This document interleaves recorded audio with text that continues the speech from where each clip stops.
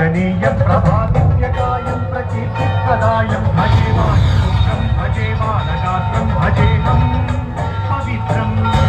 అది రామాయణ మహాయుద్ధం భీమగుతోన్న తరుణం. శ్రీరామచంద్రుని సారథ్యం వానర సైన్యంతో తనతో పోరాటం చేస్తున్న రావణుడి కుమారుడు ఇంద్రజిత్ తలని బాణంతో ఒక్క వేటుతో వేరు చేశాడు. ఇంద్రజిత్ మరణవార్త విన్న రావణుడు ఆవేశంతో ఊగిపోయాడు. ప్రతీకారం కోసం పాతాళ లోకాధిపతి తన సోదరుడు అయినటువంటి మహిరావణుడి సహకారం కోరాడు.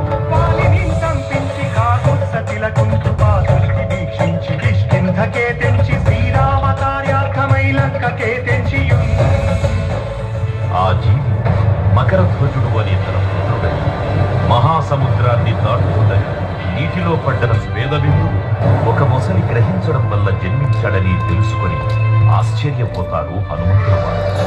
బ్రహ్మాండమైనట్టి ఆ శక్తిని వైచి ఆ లక్ష్మణుం మూర్తనుందింపగానప్పుడెంపుడానందమయ్యుండన వేళనుంది భీషణు వేడు కంటోడు కన్వచ్చి పట్టాభిషేకంపు చేయించి సీతామహాదేవిని తెచ్చి శ్రీరామునిచ్చి అంతన్నయోధ్య